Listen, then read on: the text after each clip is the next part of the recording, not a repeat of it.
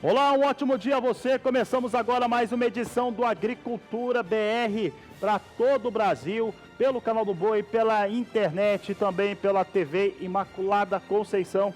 Começamos aqui mais essa edição do Agricultura BR, hoje abordando, você está vendo parte do Canal do Boi aqui nos nossos estúdios em Campo Grande, no Mato Grosso do Sul. E na edição de hoje, você confere: governo monitora possível nova greve dos caminhoneiros, assunto importante aqui nessa edição do Agricultura BR. Exportação de soja segue com bom ritmo e pode atingir 9.150.000 toneladas no mês de março. Departamento de Agricultura dos Estados Unidos planeja vistoriar carnes brasileiras no mês de junho. Vai vistoriar frigoríficos de carne suína e também de carne bovina. Vou falar de um assunto importante mesmo para o cafeicultor brasileiro. Olha só, o valor da saca de café, cai entre março de 2018 e março de 2019, 26 dólares e 60 centes. É muito. É algo para se preocupar, 26 dólares e 60 centes a menos no valor da saca de café entre um ano e outro. É muita pressão negativa, é o que vai acreditando os operadores de mercado internacional que operam na Bolsa de Nova York. Essa pressão acontece principalmente sobre o café arábica e os negócios na Bolsa que baliza os negócios. É por isso que eu tenho falado disso há muito tempo e tenho dito também que há soluções para o cafeicultor, para o pequeno cafeicultor, para o médio cafeicultor, principalmente para pegar aquilo que ele tem de melhor na sua produção e comercializar de uma maneira mais interessante, mais rentável, café especial. Nós vamos falar disso durante o programa, porque antes eu começo falando de carne bovina. Relação da carne bovina para as exportações. De acordo com o levantamento da Secretaria de Comércio Exterior, divulgado nesta última segunda-feira, trazendo o volume de comercialização para 4 semanas do mês de março, ou 14 dias úteis, traz um volume de exportação interessante dos frigoríficos exportadores que operam no Brasil. Foram 91.400 toneladas na parcial, restando 5 dias úteis para computar. Vamos ver como é que está o gráfico, comparando com março do ano passado e o que acontecia em fevereiro desse ano. Março do ano passado foi expressivo, foi forte a exportação, 121.300 toneladas. Fevereiro deste ano alcançou 115.500 toneladas. Por enquanto, março de 2019 traz 91.400 toneladas. É isso que eu tenho em relação aos números parciais. Eu ressalto que nós temos aqui, faltando 5 dias úteis, essa semana, para computar ainda no mês de março. Em relação ao que é faturado, a receita da indústria frigorífica exportadora, os números até são muito próximos em relação àquilo que vai acontecendo no ano passado, mas abaixo. Por que vem a queda em relação a esses valores? É porque o valor da tonelada está menor, mas isso eu vou falar daqui a pouco. Antes eu vou mostrar o cenário, vou mostrar o faturamento da indústria frigorífica. Nós temos aqui faturamento em dólares. Março de 2018, 481.300.000 dólares. É um valor bem acima. Fevereiro deste ano, 433.300.000 dólares. Março de 2019, faltando 5 dias úteis, 340.400.000 dólares, mesmo que tenha uma disparada em relação aos embarques no volume, que tenha 32 mil toneladas vendidas nessa semana de carne bovina in natura, não vai bater o valor do último ano, de março do ano passado. Sabe por quê? O valor da tonelada da carne é menor. É mais de 200 dólares abaixo daquilo que era praticado o preço do ano passado. É claro que há diversos pontos de vista a respeito do mesmo assunto. Se eu trouxer o mesmo levantamento e converter em reais, e converter de acordo com como foi o negócio feito pela indústria frigorífica, muitas vezes, ou na maior parte das vezes, ela acabou sendo interessante para a indústria, que acabou faturando muito mais em reais. Mas falando do valor internacional da carne bovina, que é o foco nesse momento, há uma queda para a carne bovina exportada pelo Brasil. É por isso que falamos tanto aqui no Canal do Boi, no Sistema Brasileiro do Agronegócio, em carne de qualidade, em melhorar produtividade, ter padrão e conseguir melhores preços por esse produto. valor aqui de exportação aqui de carne bovina. Isso afeta principalmente a indústria, mas também quem está envolvido nessa cadeia produtiva para a exportação, tem uma queda relativamente importante em 12 meses. Vamos ver os números aqui. Aqui eu deixei só março de 2018 e março de 2019. O que está mostrando aqui? 3.999 dólares por tonelada era o valor em março de 2018. 3.720 dólares é o valor agora praticado por tonelada na carne bovina. Então, aqui nós temos um recuo relevante de 270 dólares. São 270 dólares a menos em relação ao valor da tonelada da carne bovina nos últimos 12 meses. Nós acompanhamos esses dados. No final, na semana que vem, quando foi apresentado os dados finais de exportação, nós vamos mostrar isso e mostrar também quanto foi faturado em reais. Porque a realidade em reais fica diferente. Os negócios ficam muito mais interessantes para a indústria frigorífica. Mas o que preocupa aqui é o valor da tonelada exportada. Você vê um recuo em 12 meses em relação àquilo que está sendo vendido pela indústria frigorífica exportadora. Continuo falando de carnes porque o Departamento de Agricultura dos Estados Unidos confirmou que no mês de junho vai fazer inspeção em frigoríficos de carne bovina e suína aqui no Brasil. É o que garante uma nota técnica publicada no final do dia desta última segunda-feira, no qual o Ministério da Agricultura afirmava que essa visita vai acontecer nas indústrias frigoríficas, faz parte desse acordo que foi conversado, agora acertado entre o governo norte-americano e também governo brasileiro. Um dos temas que eu destaco em relação a esse acordo é que o Brasil vai fazer aquisição de carne suína dos Estados Unidos. Isso é um ponto importante em torno disso que foi acertado por lá. O Brasil vai comprar carne suína deles. E aí, o que tenta se reverter nesse momento? Os embarques brasileiros de carne bovina para os Estados Unidos, carne bovina in natura. Por que isso precisa ser invertido? Há 2 anos deixou de ocorrer, depois de bastante trabalho, de retomada de mercado, que envolveu muita gente boa, associações, secretarias, fundações, confederação e por aí vai, e acabou tendo essa queda em relação aos fatores de exportação por conta dos elementos sanitários que foram apontados pelo Departamento de Agricultura norte-americano sobre a carne brasileira. Então, é uma conquista importante caso volte a comprar carne bovina. Eu vou falar sobre esse assunto com o repórter Vinícius Souza, vamos ver se ele tem as condições. Daqui a pouco, então, ele participa conosco. Por aqui, você confere cotações de mercado.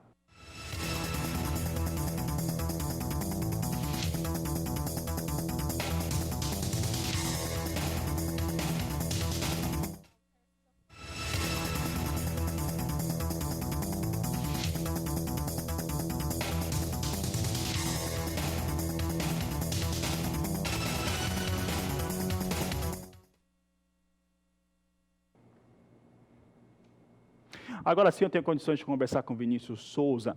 Olha só, o que eu estava dizendo? O Departamento de Agricultura norte-americano vai fazer vistoria em frigoríficos de carne bovina e suína aqui no Brasil entre os dias 10 e 28 de junho, mas esse assunto eu trato aqui com Vinícius Souza. Ele está aqui no pátio do Canal do Boi, nas nossas instalações. Vinícius, é uma expectativa importante para as cadeias produtivas, para o complexo carnes do Brasil, essa visita. Boa tarde, seja bem-vindo.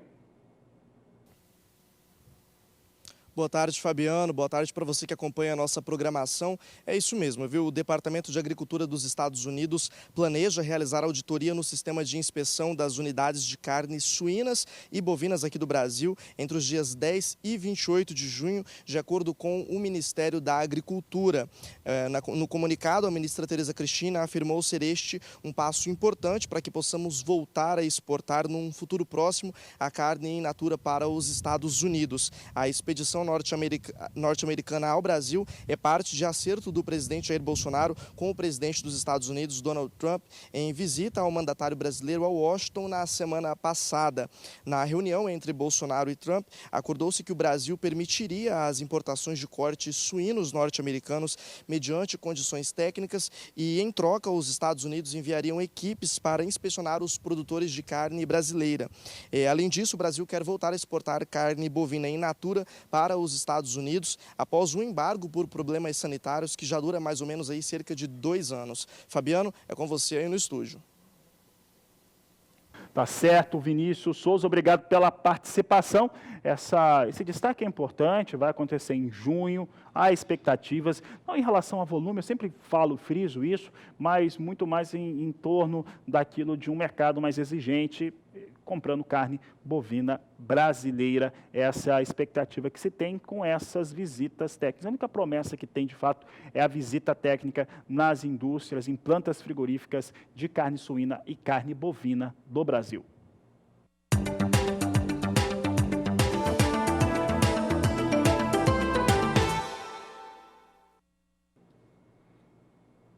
O assunto agora é soja aqui no Agricultura BR e eu vou falar sobre exportações. Como você sabe, nesta última segunda-feira, como tradicionalmente ocorre, por volta das 15 horas, a Secretaria de Comércio Exterior, ligada ao Ministério da Economia, divulgou números importantes em relação às parciais das exportações brasileiras. Eu falo agora das exportações parciais de soja, que apesar de ter tido um ritmo menor nessa última semana, o ritmo estava vindo muito forte de exportações. Chegava a mais de 532 mil toneladas por dia os embarques de soja do Brasil. Reduziu um pouco, mesmo assim é bastante intenso e deve superar o que aconteceu em março do ano passado, que não é pouca coisa. Expectativa está agora mantida, calculando ali o que pode acontecer, fizemos aqui a nossa base, pode chegar a 9.150.000 toneladas. Essa é a estimativa agora para fechar esse mês de março, falta aí 5 dias úteis. Então, para 14 dias úteis de embarques de soja no Brasil, a Secretaria de Comércio Exterior traz este cenário, aqui comparando com março do ano passado, também o mês anterior, que foi fevereiro. Você vê que março do ano passado totalizou 8.800.000 toneladas. Nós temos aqui uma parcial. O que é a parcial? O que aconteceu em 14 dias úteis? Foram 6.170.000 toneladas. Assim vinha os dados aqui em relação ao fechamento nesta última sexta-feira. Projeção é chegar a 9.150.000 toneladas, já que até o dia 22, a média diária é de 481.700 toneladas. Ele cai um pouco mesmo, tem um recuo em relação àquilo que acontecia antes, já que ele acaba tendo, antes dessa última semana, ele totalizava 532.500 toneladas por dia, recuou um pouco os números de volume que estão sendo embarcados e com isso também a expectativa. A expectativa nossa era de 10.100.000 toneladas, agora cai para 9.150.000 toneladas de soja a serem embarcadas pelas tradings que operam no Brasil. Falo agora a respeito de situações que vão acontecendo nas lavouras de soja no Brasil. Olha, questões climáticas afetam e estão afetando ainda a safra 2018-2019.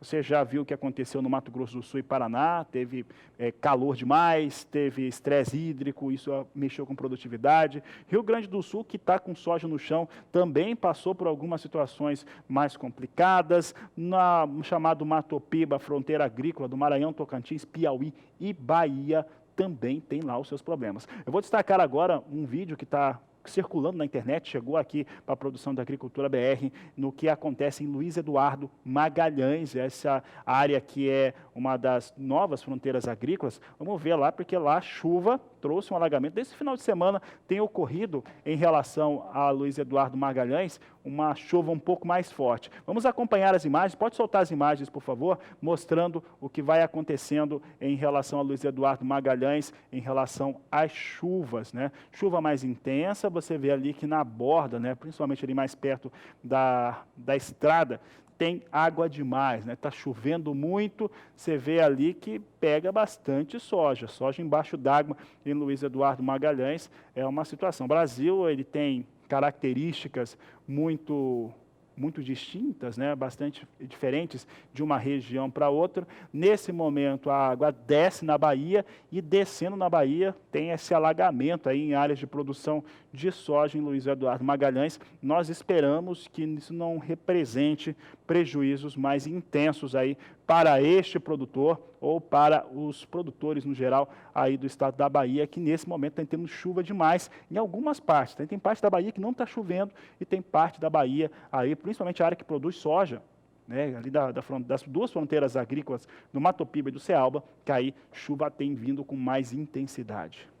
Já que eu estou falando de Luiz Eduardo Magalhães, vamos saber como é que vem as cotações da soja nessa cidade, que é importante na produção ali na região nordeste do Brasil. Vamos acompanhar como é que vem os números. Nessa apuração da Agricultura BR, nós aqui consideramos as apurações das corretoras, né, principalmente, vem para R$ 69,00 a saca de 60 quilos. Esses são os valores que estavam sendo negociados de referência desta última segunda-feira e servem como referência aqui também para essa terça-feira, né, os valores que nos repassaram aí pelas corretoras que operam com soja em Luiz Eduardo Magalhães, no estado da Bahia. Um grande abraço aí ao produtor rural baiano, ao sojicultor da Bahia, que está trabalhando, está preocupado aí com esse excesso de chuva, aí, com esse excesso de água no solo neste momento.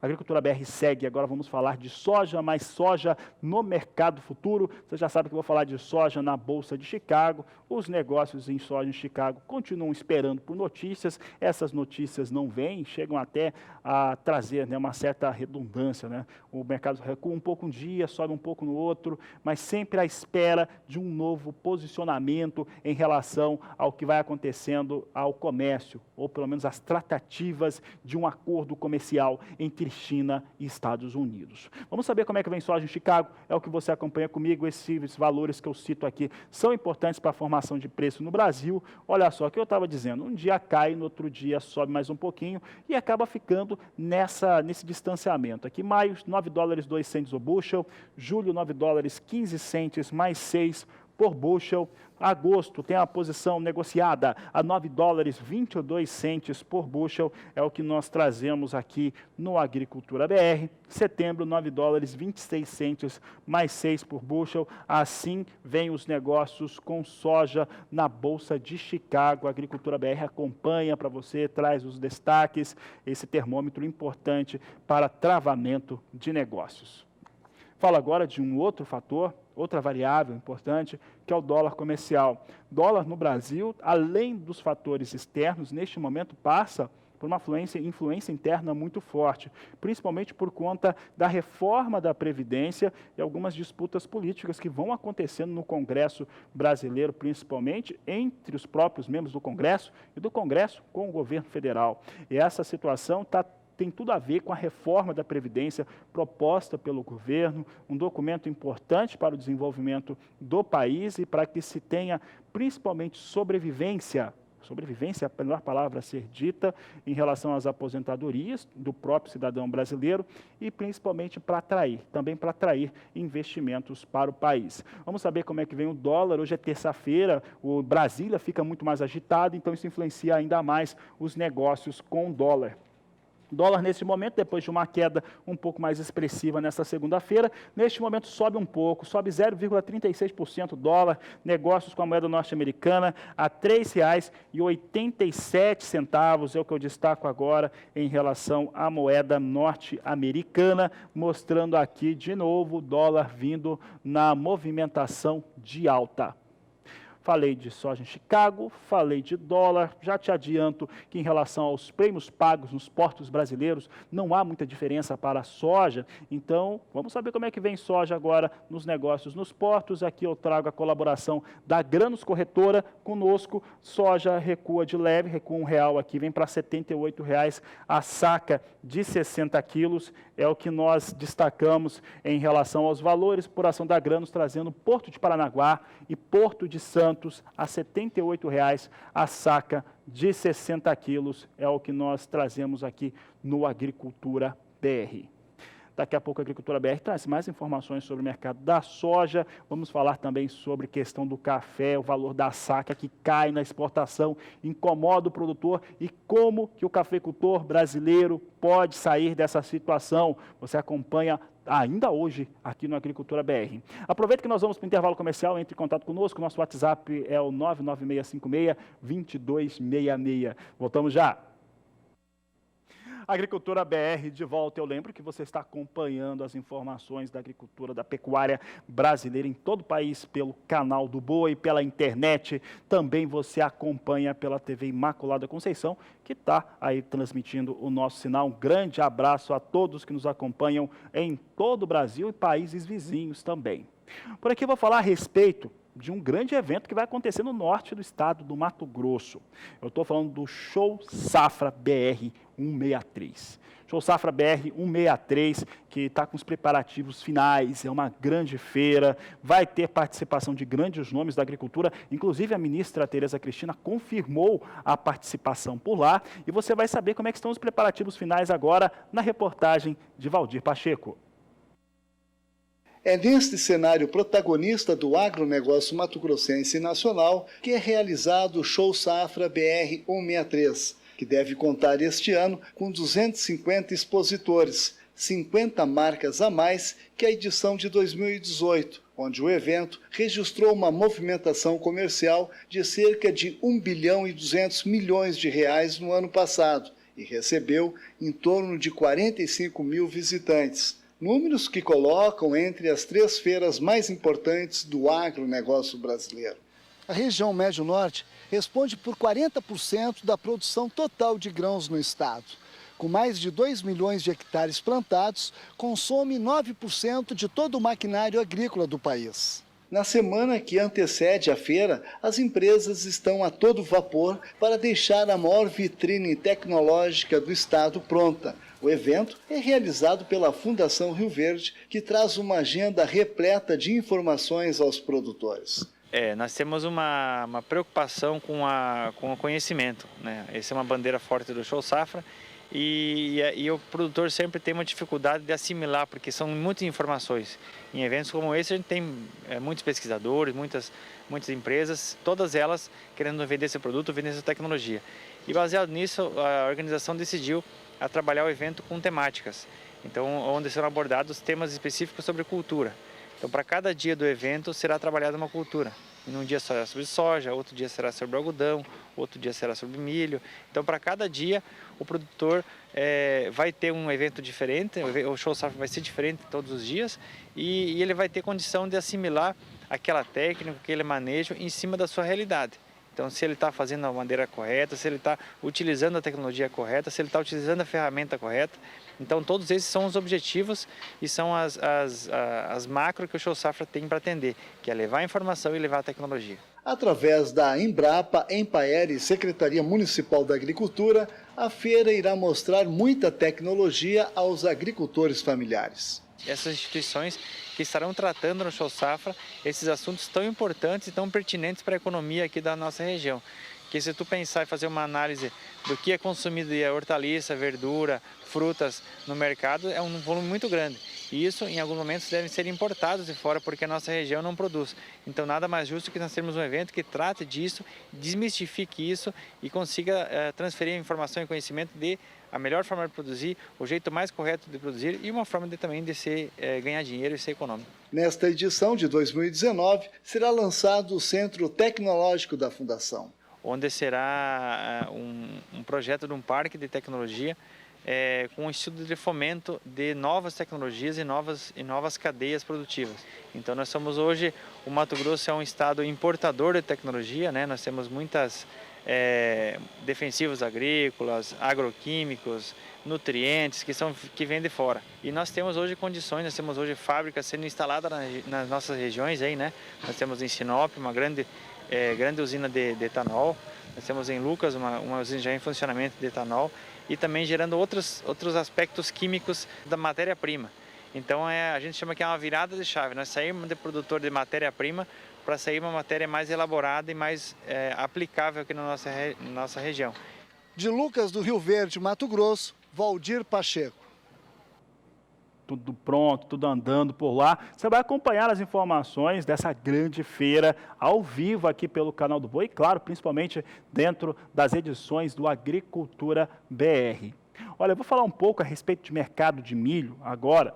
Tenho recebido aqui alguns destaques, alguns posicionamentos de produtores rurais, de telespectadores, têm participado através do Facebook. Deixa eu abrindo aqui a tela enquanto eu vou falando, através do Facebook, através do nosso WhatsApp e também da página do Twitter. Participação de agora que eu vou citar, são principalmente participações do Facebook, é o destaque aqui do Agricultura BR. Eu vou falar agora principalmente com o Marcelo e também com a Ana Priscila, que tem participado do programa constantemente, estão aí acompanhando os valores em relação a preço que é negociado para o milho. E eles comentam aquela queda que teve, né, para o milho, aconteceu algumas semanas, o milho cedeu os valores, é inegável que isso ocorreu. E aí, falando para o Marcelo e Ana Priscila, telespectadores que estão acompanhando aí pelas mídias sociais e participam através do Facebook. Primeiramente, um grande abraço a todos vocês, obrigado pela participação. Olha só, tínhamos num primeiro momento, nesse ano, valores para o milho com uma saca o valor da saca de 60 quilos, com uma situação muito estável. Apesar de alguns momentos ter tido alguma ameaça em relação aos valores de negócio, o milho se mantinha firme os valores. Aí eu posso pegar assim, os primeiros 40, 45 dias desse ano e final do ano passado, mantendo firmeza nos valores e com ganhos, inclusive. Apesar de alguns momentos ter alguma cedência, alguma praça importante ou outra, o fato é que milho mantinha estabilidade de preços, mesmo com alguma eventual concessão de preços em algumas praças. Depois de um momento de estabilidade, tivemos há cerca de 3 semanas vou colocar aqui, uma queda para os valores de milho na maior parte das praças produtoras.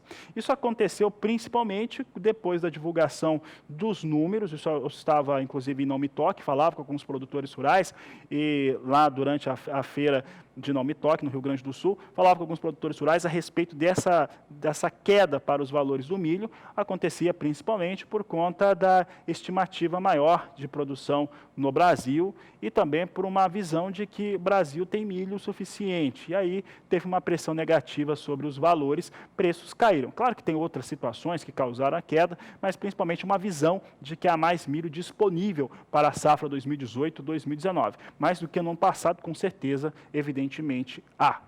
Entretanto, e aí Marcelo e Ana Priscila, nós temos um momento atual no qual o milho volta a estabelecer força. Esse fator é muito importante. Você que acompanha as cotações que nós vamos lançando, e agora para as próximas semanas nós vamos ter outras fontes também de cotação, isso é muito importante, com parcerias com algumas empresas privadas, mas se você acompanhar, você vai ver que firmou de novo o preço do milho. Milho, de novo, vai estabelecendo uma situação melhor de preço. Melhor para o agricultor, evidentemente. O pecuarista está me ouvindo aqui e fala, opa, que é isso? Para o agricultor, preço de venda fica melhor. O que mostra esse cenário, né, de uma recuperação depois de uma queda para o preço do milho? Primeiro, que o milho ainda não tem como dar um posicionamento e falar assim, olha, vai cair o preço do milho. O preço do milho deve recuar quando tiver com plena colheita da segunda safra.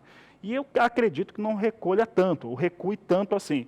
Cai, mas não cai tanto. Essa que é a questão. Mas, em princípio, para ser um pouco mais contido na questão das análises que vão sendo colocadas na Agricultura BR, ainda está distante de se ter uma pontuação mais clara em relação a preço do milho, principalmente para viés de queda de preço.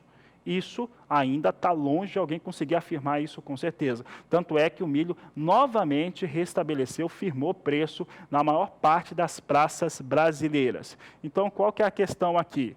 Primeiro, o agricultor tem que aproveitar os momentos melhores, né? Os melhores para vender esse milho para um preço mais interessante. De novo, começa a ficar interessante o preço de milho. E quem demanda milho, e aí falando para o pessoal da pecuária, cadeia do frango, do suíno, do bovino, tem que comprar naquele momento, como estava há 3 semanas. Né? Caiu, você vai lá e compra. Confira agora como é que vem algumas cotações do milho no estado do Paraná.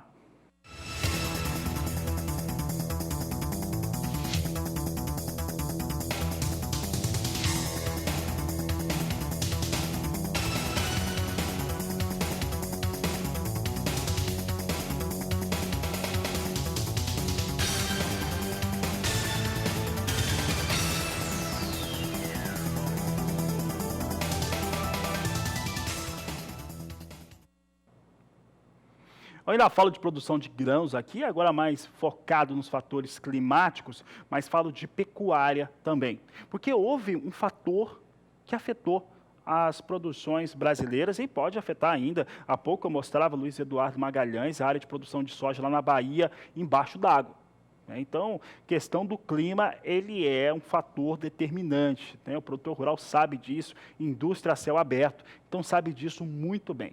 Vou falar agora de como que a estiagem afetou a produção da agricultura e também da pecuária, mostrando que os prejuízos aconteceram tanto para um lado quanto para o outro. Mas quem conseguiu, e esse fator é importante, quem conseguiu manter uma boa área de cobertura, ele acabou minimizando essas perdas porque o solo estava mais protegido. Quem traz as informações é o repórter Vinícius Souza. O calorão judiou da safra da soja 2018-19. Foi assim em quase todo o Brasil. Produtores da oleaginosa relataram perdas significativas por conta do clima adverso. E esse ano, infelizmente, a gente teve altas temperaturas no mês de dezembro e restrição hídrica, que afetou boa parte das lavouras que foram plantadas em setembro, que estavam na fase de enchimento de grão. Até essas lavouras aí teve perdas de produtividade aí acima de 60%. Faltou chuva no início do plantio da soja e as altas temperaturas prejudicaram a plantação. Essas foram as principais reclamações dos produtores. Sem dúvida nenhuma, o principal problema dessa safra foi a falta de água. Foi um ano muito duro para a soja, muito quente e a falta de água. Então, em muitas situações, a alta temperatura e a alta insolação solar foi pior do que a falta d'água. Em Mato Grosso do Sul, um dos estados castigados pela estiagem, a safra 18-19 já está praticamente colhida, mas a chuva que faltou no plantio veio na hora da colheita. A safra de soja se consolidou, nós estamos hoje com 92% dela colhida e a expectativa é que a gente consiga fazer esse encerramento dessa colheita nos próximos 2, 3 semanas. O que hoje nós estamos com dificuldade é que nós estamos com chuva na colheita e os produtores não estão conseguindo tirar essa soja que está no campo. Algumas consultorias apontaram que a queda na produção da soja poderia ocasionar um desabastecimento do estoque no segundo semestre do ano. Mas, de acordo com Frederico, ainda é cedo para se fazer previsões. A gente precisa esperar o mercado caminhar mais, Existe muita especulação nesse sentido.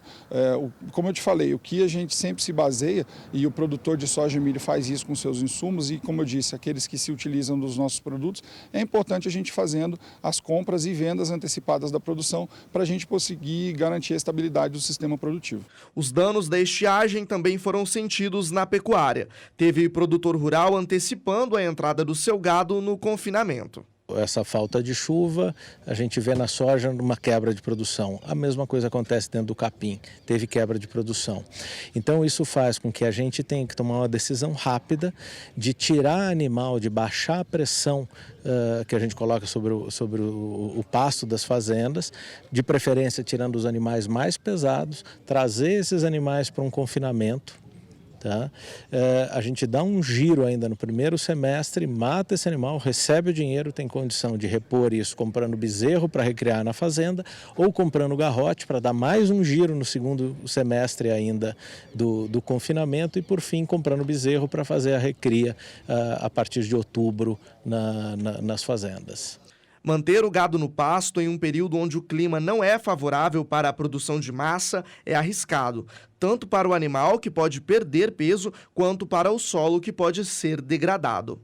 Os animais começam a arrancar, começam a entrar em invasora e aí ele vai ter que fazer investimentos para reformar essa pastagem nos próximos anos. Qual seria a melhor alternativa para o produtor rural durante esse período? A mais usual hoje pelos produtores de pecuária e de corte é a vedação de pastagem, Essa vedação de pastagem, ela consiste no quê? Em março, o produtor escolhe 10% da área de pastagem dele e descansa ela, fecha ela, para que os animais possam consumir esse alimento no período de junho.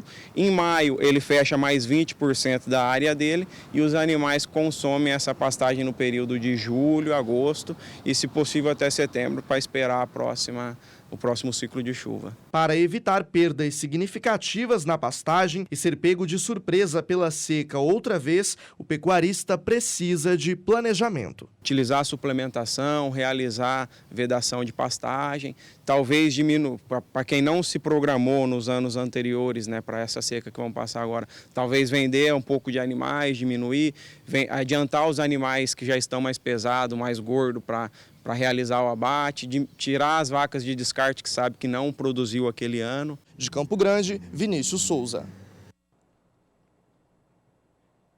As situações enfrentadas pelo produtor rural brasileiro. Eu lembro que daqui a pouco eu falo sobre cafeicultura, sobre preço, sobre essa queda absurda no valor da saca de café praticada na exportação. Mas antes quero falar de coisa boa, quero falar de oportunidade para o produtor rural, para investidores, para quem quer fazer bons negócios. Fala a respeito dessa possibilidade que você tem nos leilões judiciais e que você acompanha aqui pelo Sistema Brasileiro do Agronegócio.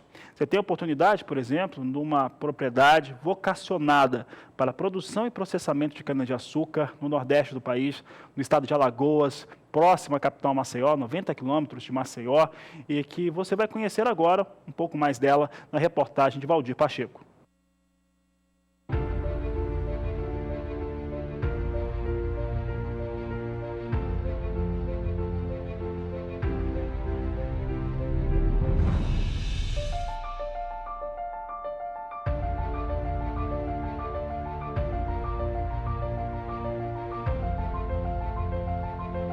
A expectativa para a safra 2018-2019 de cana é positiva para os alagoanos. E aqui surge uma grande oportunidade para você investir na produção sucro-alcooleira no estado de Alagoas, através do leilão judicial da massa falida Lajinha Agroindustrial, Unidade Guaxuma. A unidade está em uma área de 17.154 hectares, localizada no município de Coruripe, em Alagoas. A segunda praça será no dia 30 de março de 2019, às 14 horas, horário de Brasília, com deságio de 55% do valor da avaliação. Esta praça será realizada no auditório da Superbid, na Avenida Engenheiro Luiz Carlos Berrini, número 105, no 4º andar, em São Paulo. Este imóvel da Lajinha Agroindustrial está livre de quaisquer ônus e você terá toda a garantia jurídica. Se você quiser mais informações, é só entrar em contato diretamente pelo telefone 0 operadora 11 4950 9660 ou pelo endereço eletrônico canaljudicial.com.br/Guaxuma.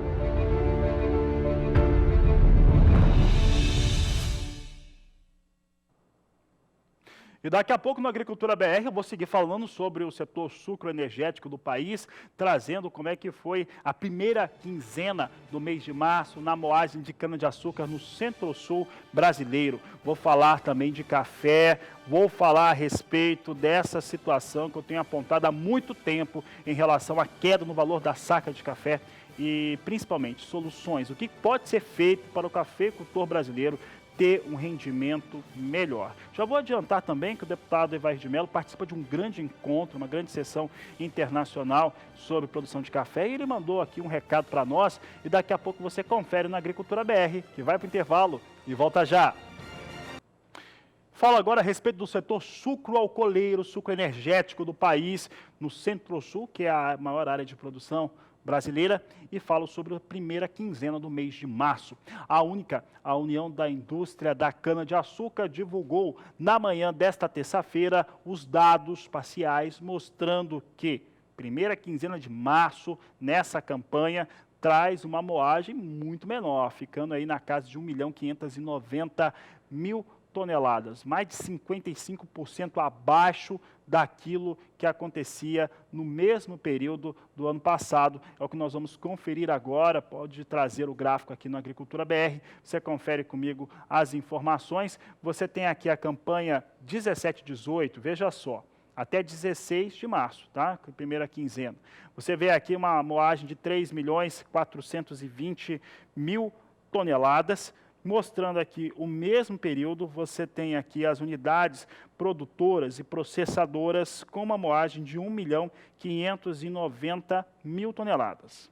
A menor moagem se deve ao período chuvoso e ao menor número de unidades em funcionamento. Então, o que você tem ali? Você tem uma chuva mais expressiva e também você tem um número de unidades processadoras inferior àquilo que acontecia no último ano. Quem cai também é a produção de açúcar. Nós vamos ver agora os dados para a produção de açúcar e você vê aqui que é bem menor. Você vê aqui que a campanha 17-18 com uma produção de 35.890.000 toneladas. Eu lembro que até a data de 16 de março, 18-19 com 26.370.000 toneladas. Essa é a situação que nós temos. Não colocamos aqui a produção de etanol. A produção de etanol é muito maior, bem superior. Por que isso acontece? Essa safra, até por conta dos valores praticados com açúcar no cenário internacional, essa safra é alcooleira. Então, Centro-Sul, Brasil, produz etanol, né? Então, uma safra mais alcooleira, por isso que você vê uma produção de açúcar muito inferior àquilo que acontecia na safra passada.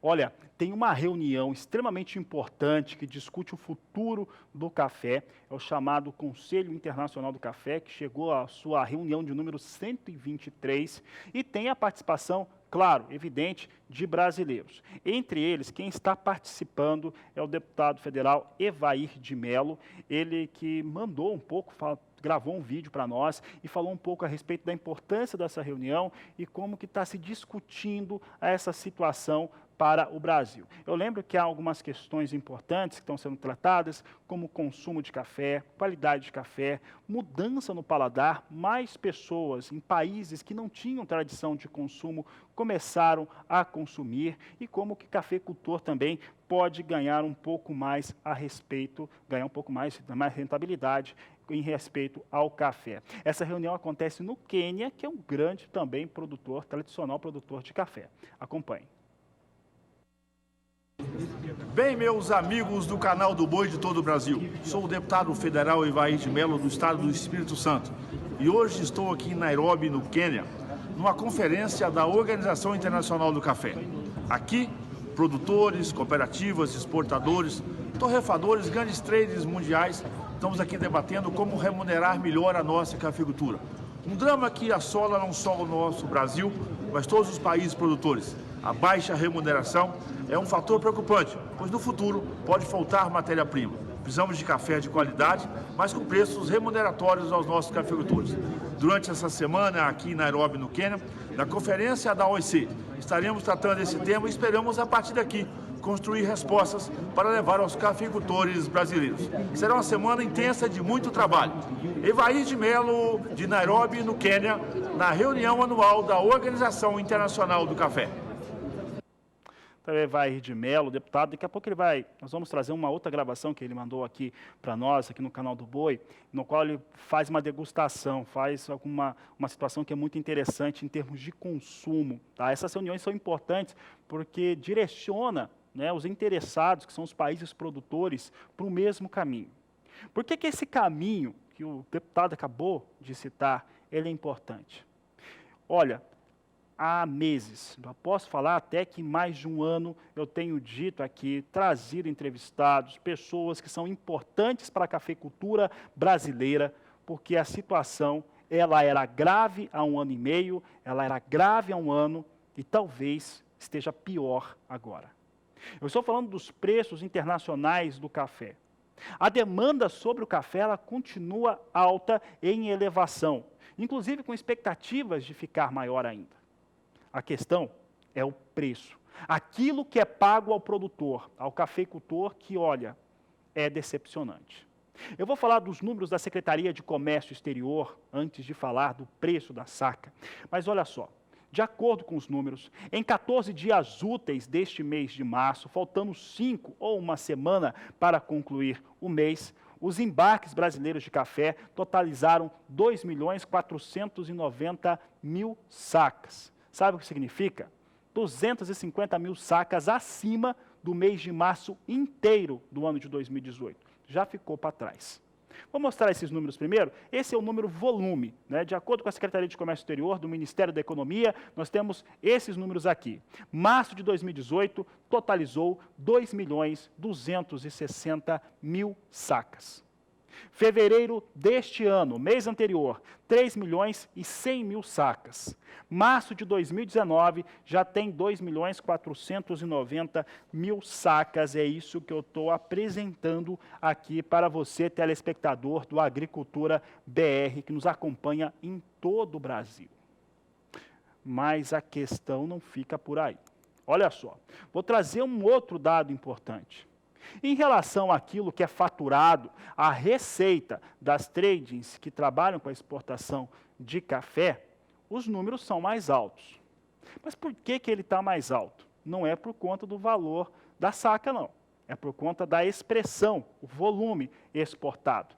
Vou mostrar para você agora como é que vem o faturamento das tradings que exportam café no Brasil. A maior parte da produção brasileira, ela é para exportação. Você vê aqui que março de 2018, 353 milhões e 300 mil dólares faturados. Fevereiro desse ano, 408 milhões e 700 mil dólares. Março desse ano, 322 milhões e 400 mil dólares. Esse número aqui é muito claro, tá? Faltam 5 dias ainda para serem computados, para fechar o mês de março, então é evidente. Março de 2019 vai superar no faturamento março de 2018. Está ali, pode dizer assim, está na porta do gol, está na boca do gol para acontecer. Vai acontecer isso, vai ficar maior. Mas por que já não é maior, mesmo com um volume mais intenso de exportação? Volto a frisar, a exportação brasileira de café totaliza 2.490.000 sacas em março de 2019, falta uma semana ainda, é superior a março do ano passado, mesmo assim os números são inferiores de faturamento do que o ano passado. Por que isso acontece? Porque a saca de café exportado, por conta das pressões internacionais, por conta dos operadores de mercado na Bolsa de Nova York, isso tem muito a ver, ou mais a ver, com os negócios com o café na Bolsa de Nova York, eles jogam o preço do café para baixo. Para ser mais preciso, 26 dólares e 60 centes abaixo por saca de café. É muita coisa. Esse valor aí, você pode pegar o câmbio de hoje, está 3,85, 3,86, calcula aí o senhor aí, pega o seu telefone e calcula, você vai ver do que eu estou falando em relação ao valor de negócios. É um número muito mais baixo. Vamos ver esses dados aqui, olha a comparação, tá? Por que eu posso já mostrar aqui esse valor dessa forma? Faltam 5 dias, mas a média para março de 2019 já me aponta para uma situação como essa. Março de 2018 teve um valor médio de 155 dólares e 70 centes. Essa situação que eu destaco aqui em relação àquilo que nós trazíamos para o café exportado, março de 2018. Março de 2019, 129 dólares e 10 centes. Esses são os dados que nós trazemos em relação às exportações brasileiras de café. É o destaque do Agricultura BR. Eu vou mostrar agora como é que vem as posições negociadas com café em Nova York. Nova York, os operadores têm pressionado, o dólar sobe aqui, eles descem o preço lá. Desde 2004, nós não vemos, por tanto tempo, posições de negócios com café abaixo de $1 por libra-peso, mas é o que tem lá. Vamos saber como é que vem as posições negociadas hoje. Você vê que as duas posições de mais curto prazo vêm abaixo de $1. Maio veio com 95 centes de dólar por libra-peso. Julho, 97 centes de dólar a libra-peso. Setembro, hoje, acima de $1. $1 mais 55 a libra-peso. E dezembro, $1, 400 mais 45 por libra-peso. Setembro e dezembro são posições importantes para o café aqui do Brasil, porque nós temos ali uma situação onde é negociada ou comercializada parte importante da safra brasileira. Só que o fator que fica, e essa é a proposta que se faz quando se fala essa comunicação do agronegócio, quando se fala diretamente com o produtor, é ter propostas, é ter situações que sejam capazes de trazer melhor resultado para quem está no campo. Então, nesse aspecto, tem se falado bastante, tem se discutido muito, uma proposta da BBM, a Bolsa Brasileira de Mercadorias, e do SBA, Sistema Brasileiro do Agronegócio, aqui o canal do Boi, de se ter uma comercialização diferente para o café especial que é produzido por cada cafeicultor brasileiro. Esse cafeicultor, às vezes com uma área menor, com uma produção menor, ele tem lá, é como boi, né? Você tem o fundo, você tem o meio e você tem aquele que é especial. Só que em pequena quantidade, ele não consegue comercializar bem.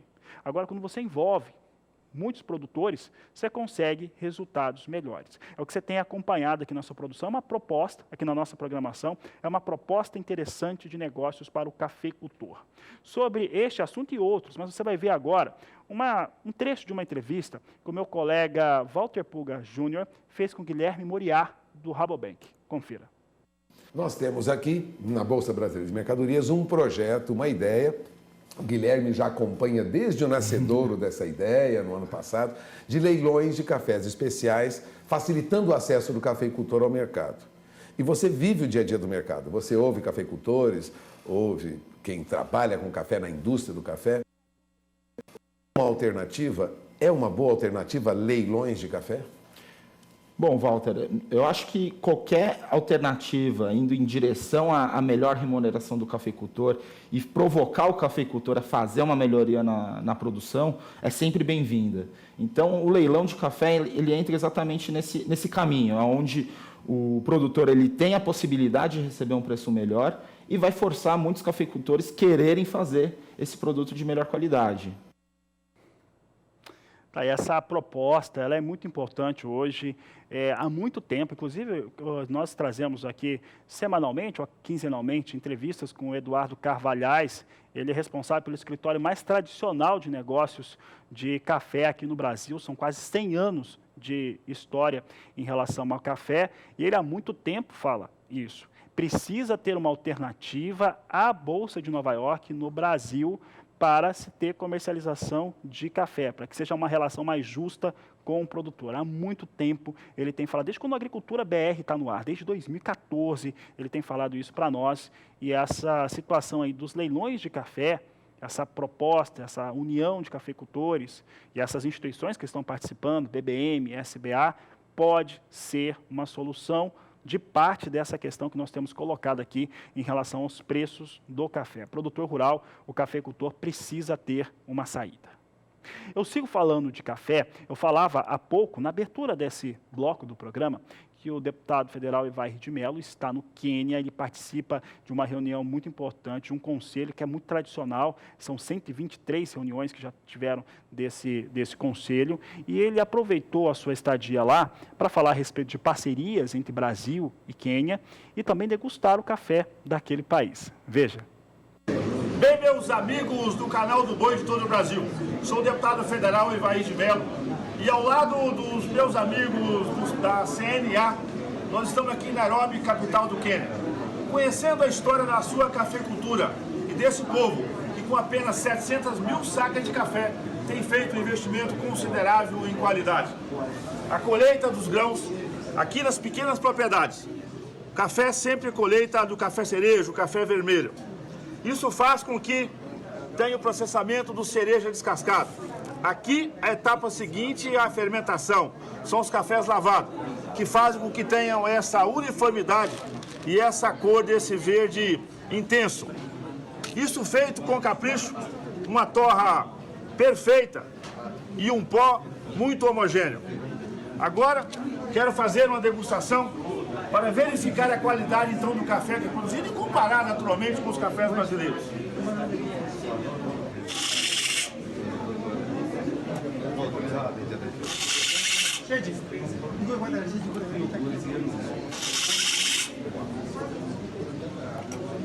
Um sabor único e especial, muito corpo, muito sabor. De 0 a 100, nota de 89 pontos. Evair de Mello, de Nairobi, no Quênia, para o Canal do Boi. Um grande abraço ao deputado Evair de Mello, à sua assessoria também. Um grande abraço a todos, trazendo esses destaques são importantes, né? Estamos na mesma situação, né? Diferente no Quênia e nenhum outro país produtor de café. Hoje precisa-se de alternativas para que essa qualidade ela chegue ao consumidor final com toda a qualidade, com toda a percepção, mas quem produza receba por isso também. Nós vamos para o intervalo comercial. Daqui a pouco nós vamos falar a respeito de algumas medidas importantes, como a anti-dumping em relação ao alho que vem da China. Vamos falar ainda no programa de hoje sobre soja, sobre mercado. Então fique conosco, nós vamos para o intervalo comercial e voltamos já. Você tem acompanhado aqui na nossa programação a preocupação dos produtores de alho de todo o país, mas principalmente no sul do Brasil, preocupados em relação às tarifas anti-dumping para a importação de alho, principalmente da China, algo que pode trazer fortes prejuízos a esses produtores no país. Há quem diga, principalmente as associações de representação, de que isso pode trazer ali a inviabilidade da produção no país. E a bancada ruralista está de olho nesse assunto e é o que nós vamos conferir agora com Catarina Martorelli. Depois do fim das tarifas antidumping sobre as importações de leite da União Europeia e Nova Zelândia, o governo brasileiro pode fazer o mesmo com as taxas em cima das compras de alho. O custo do produtor nacional é R$ 78,00, ou seja, R$ 7,80 o quilo. E o alho chega, quando ele deixa de pagar essa tarifa, a R$ 5,00 o quilo. Como o produtor de alho vai sobreviver frente a essa baderna que o judiciário está concedendo essas liminares? Não tem nenhuma chance de o setor sobreviver. Ou o setor do alho vai desaparecer no Brasil, vai ficar simplesmente o monopólio do alho chinês aqui no Brasil. A Frente Parlamentar da Agropecuária está de olho nisso e vai discutir esse assunto em uma audiência na Câmara dos Deputados. Para que as pessoas saibam, esta importação indevida pode definitivamente sepultar o produtor de alho brasileiro. Ele pode ter que sair desse mercado por absoluta impossibilidade de fazê-la. Então, nós vamos fazer a denúncia na Comissão de Agricultura em audiência pública, vamos buscar a possibilidade de conversar com os órgãos judiciários que tenham responsabilidade sobre esse processo, tá? E vamos trazer o Ministério da Agricultura e a CNA como parceiro desse debate para ir buscar uma solução definitiva. De Brasília, Catarina Martorelli. A situação é gravíssima em relação ao produtor de alho do Brasil e o Agricultura BR, o canal do Boi, segue acompanhando essa questão. Vamos falar de coisa boa, falar de oportunidade de negócios agora, falar de oportunidades de investimento no estado do Mato Grosso. Você tem uma grande possibilidade de participar de um leilão judicial, está em leilão 2 propriedades localizadas no interior do Mato Grosso, vocacionadas para a agricultura, então estou falando de terra muito boa, e que está sendo colocada à disposição em leilão de 2 praças. É o que você acompanha agora. O leilão será conduzido em 2 praças. A primeira praça terá início em 8 de abril de 2019, às 2 da tarde. Não havendo lance igual ou superior à avaliação nos 3 dias subsequentes ao início da primeira praça, a segunda praça terá início sem interrupção em 11 de abril de 2019, às 2 da tarde, e se encerrará em 3 de maio de 2019, também às 2 da tarde. E atenção para a condição: o valor mínimo para venda em segunda praça corresponderá a 50% do valor de avaliação atualizado pelo INPC do IBGE até fevereiro de 2019. Conheça um pouco dos imóveis. Lote 1, Fazenda Vale do Verde 8, com área de 740 hectares da gleba Alvorada ou gleba CBPO, situada em Porto dos Gaúchos, Mato Grosso. Lote 2, imóvel rural com a área de 890 hectares, destacado de área maior, situado em Tapurá, Mato Grosso. As 2 áreas estão aptas para o plantio de soja e milho, com histórico de colheitas bastante produtivas. Os interessados poderão acessar o site www.lute.com.br/lote/Fazenda Sigma ou pelo telefone 11 3047 9800. E a seguir no Agricultura BR, você vai ver que a Secretaria de Agricultura do Estado de São Paulo liberou recursos para contribuir, para ajudar produtores rurais que foram afetados pelas chuvas. Daqui a pouco voltamos com essas e outras informações aqui no Agricultura BR. E a Secretaria de Agricultura do Estado de São Paulo liberou 14 milhões de reais para os produtores rurais afetados pela chuva. Esses recursos, eles são aportados através da subvenção de seguro rural disponibilizado ao produtor. É o que você vai acompanhar agora com o repórter Gustavo D'Angelo. Os recursos beneficiarão centenas de produtores nos municípios do Alto Tietê e Vale do Paraíba, afetados por fatores climáticos desde o início do ano.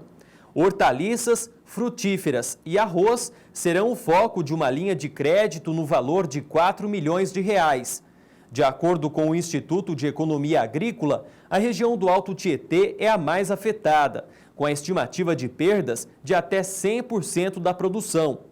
Os produtores estão há mais de 15 dias com a produção parada por conta do alagamento de seus imóveis rurais. Nesse sentido, a estimativa é de que precisarão de pelo menos 60 dias para retomar a normalidade produtiva.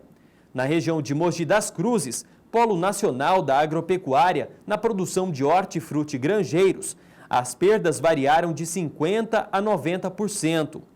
A estimativa é de que as chuvas tenham afetado 520 produtores, em uma área de aproximadamente 968 hectares, correspondente a prejuízo de mais de 120 milhões de reais. Para acessar o financiamento, o produtor deverá procurar um escritório de desenvolvimento rural ou casa de agricultura. Além da linha de financiamento, também está sendo disponibilizado 10 milhões de reais para o projeto estadual de subvenção ao Prêmio do Seguro Rural, sendo 6 milhões para o milho safrinha e 4 milhões para o trigo. Terão direito ao recurso os produtores rurais que contratarem seguro agrícola de risco climático ou de faturamento para as culturas de milho safrinha e trigo, junto à corretora de seguros ou ao Banco do Brasil, se este estiver financiando a respectiva safra. Voltamos aos estúdios em Campo Grande. Olha, eu vou falar de uma situação extremamente grave que no último ano representou uma queda na expectativa e depois a confirmação de pelo menos 1% do PIB brasileiro. Eu estou dizendo o seguinte: caminhoneiros ameaçam fazer uma nova paralisação no país, uma nova greve. Isso significa o seguinte: é prejuízo para todos os meios de produção do país. De acordo com os caminhoneiros e seus representantes, isso pode acontecer porque o preço do diesel subiu. E também, de acordo com os caminhoneiros, há um descumprimento na tabela do frete. Você acompanha as informações agora na reportagem de Catarina Martorelli. O Gabinete de Segurança Institucional do governo está monitorando a movimentação dos caminhoneiros no país porque não quer que a situação saia do controle, como aconteceu no ano passado. As investigações apontam que há uma articulação por mensagens que citam paralisações na próxima sexta-feira, 30 de março. O presidente da Câmara Temática de Infraestrutura e Logística do Agronegócio diz que uma nova paralisação não vai ajudar, ainda mais no momento de safra. O tabelamento, ele, quando foi criado através da lei, ele era um momento de entre-safra. Então, os valores que foram ali imputados estavam extremamente altos para aquele momento. Hoje nós estamos na safra. Em alguns casos, os valores cobrados estão acima do valor do tabelamento. Então, eu acho que esse tabelamento ele não trouxe nenhum benefício aos autônomos, às transportadoras e muito menos ao setor produtivo, que nesse caso foi negativa mesmo, né? Então, a preocupação que a gente tem em relação a essa questão do tabelamento é uma possível paralisação deles. Mas essa possível paralisação, eu acho que se fosse feito no mês de março, estaria sendo feito no momento errado. Representantes das associações que representam a classe dos caminhoneiros já se reuniram com o secretário executivo do Ministério da Infraestrutura, Marcelo Sampaio, com o ministro da Casa Civil, Onyx Lorenzoni, e também com a diretoria da Agência Nacional de Transportes Terrestres, ANTT. Os caminhoneiros dizem que os principais compromissos assumidos pelo governo Michel Temer para encerrar a greve não estão sendo cumpridos. E nós precisamos, senhor presidente, de uma atitude para ontem, não pode ser para maio, para junho, precisa de ser para ontem, porque nós não aguentamos mais. Se nós não pararmos agora, o senhor tomar uma atitude, nós vamos parar porque quebramos, porque nós não damos conta mais de tocar. O principal cumprimento foi a lei, que foi sancionada pelo Michel Temer, pelo ex-presidente, e essa lei está sendo rigorosamente cumprida. Ela prevê os reajustes nos meses de janeiro e de junho, o que está sendo feito. Para junho vão haver as audiências públicas, que também faz parte da lei. Então, eu acho que nas audiências públicas é que é o momento deles colocarem a posição deles, né? Agora, se a gente for analisar de outra forma, essa lei fez com que os maiores embarcadores também comprassem suas frotas, né? Isso acaba caracterizando um tiro no pé. A previsão é que na próxima semana o presidente Jair Bolsonaro se manifeste com relação aos pedidos dos caminhoneiros, que tem a ver com o preço do óleo diesel e o piso mínimo para a tabela do frete. De Brasília, Catarina Martorelli. É importante lembrar que o trabalho dos caminhoneiros é essencial, é muito importante e são profissionais que precisam ser respeitados dentro de qualquer cadeia produtiva, seja do agronegócio, seja da indústria, não importa. Mas há um fator, um fundamento econômico que é o dos mais importantes, a lei da oferta e demanda. É aquela que o senhor que produz café está sujeito, que quem produz carne bovina está sujeito, de frango, de soja e por aí por diante. O fato é que nos últimos anos, por conta até de uma facilidade, que foi até interessante, para a aquisição de veículos, de caminhões, muita gente entrou no negócio. Muito mais gente entrou no negócio. E aí, se teve, claro, se você tem mais gente para contratar, o normal é que o preço caia. Um outro fator importante, que foi citado agora há pouco na reportagem, é que a greve dos caminhoneiros fez com que empresas de pequenas a gigantes, estou falando de pequenas a multinacionais, começassem a fazer a aquisição dos seus próprios veículos. Então, é muito importante lembrar que o que vem acontecendo no Brasil em relação ao transporte é simplesmente a lei de oferta e demanda ajustando os preços. Nós vamos para o intervalo comercial, o último, e daqui a pouco eu volto com o preço da soja e também a cotação do dólar aqui no Agricultura BR. Voltamos já.